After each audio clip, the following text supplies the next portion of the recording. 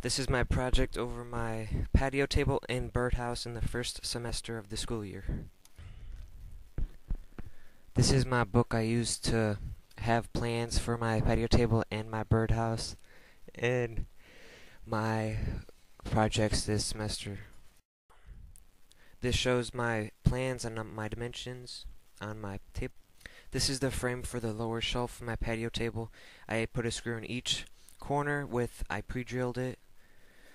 And these are the slats I used for my patio table top and my lower drawers top. Here I am using the planer and I'm replaning the surfaces on the slats so they are smooth and I can sand them and they're in better shape for my work. Here I am adjusting the amount I want cut to be sanded off the top of the slats, and here I am actually doing it with Yav just sitting there watching, and that's what I did for that. Here I pre-drilled all these holes and I am screwing these in to the frame of my lower shelf. Just 4 slats, so 8 screws on each side. This is the frame on my table legs frame and my stretcher that goes across. I am just drilling that in. I pre-drilled that earlier in the day. Here I pre-drilled all the holes again, and this time I am screwing in the screws for my tabletop in my patio table overall the circular surface. I'm using a portable drill. There's my project before I stained it, and there's each screw hole. As you can see, I'm no good at making stuff, but it's better than nothing, and it turned out alright. I still have to sand it, and there's the stretchers, the table legs, and all of that stuff, and I still have to sand it down better than this, but that's just an overall picture of my table. This is Valspar. I used it as my water sealer for my birdhouse and the patio table. I got it at the hardware store in Manson. I used a lot of it for my projects. Here I am staining the slats on my patio table one by one, with them sitting on scrap pieces of wood so they do not stick to the ground or the tabletop in several spots.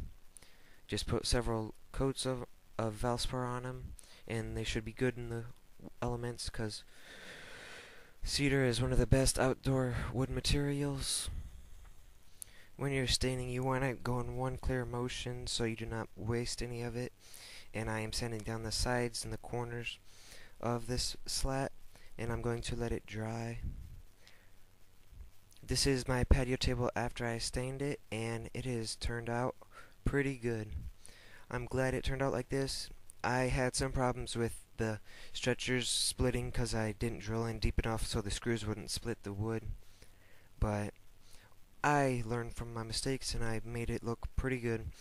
I made some adjustments to it though. I had to sand down some of the legs so it would be stand even and off, it wouldn't be wobbly, and I had to stain every spot, so I unscrewed it all and sanded every single piece of wood individually, which took several days. I even sanded the bottom of them so it would be perfectly sanded, stained, and that is my overall project on the patio table. Now I'll be going on to my birdhouse. My birdhouse, I already cut it all, and I'm staining the side right now, which it is cedar material. As you see, the side is drying at the moment. You just put several coats on. Do not forget anything. Go in one swift motion, and before you start staining, make sure the material is dry and has no material on it at all. And that's what I did for this side of the patio this side of the birdhouse.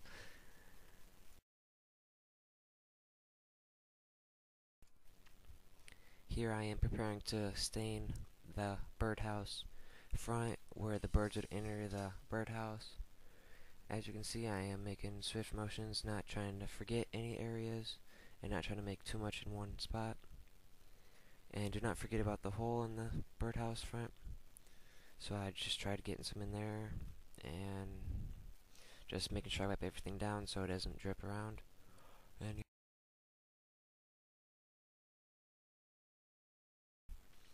here's the door that will open up for the so I can clean out the birdhouse after birds have made nests inside, and so I can clean it out so next birds can go in.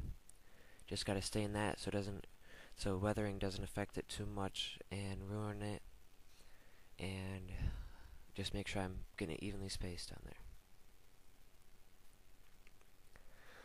This is the back of the birdhouse, which just do everything as I did on the other sides, just make it evenly and spread the stain across all layers so the weathering does not affect it. And these are the hooks that I'm going to be used to hang the birdhouse from a tree, from a rope or some type. Right now I'm reached up in the birdhouse and I'm spinning the nut so it goes up to the top so it's sturdy and will not fall out when there's applied pressure to it.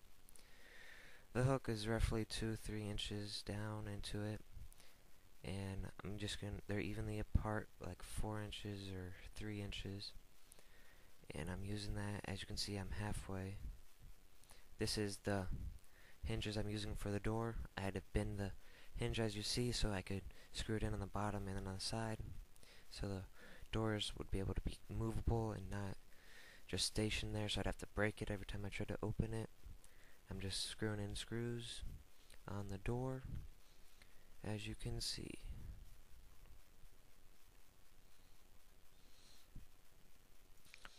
I pre-drilled this hole in the side of the birdhouse, and I bent this nail so I could make a little catcher so the door does not swing open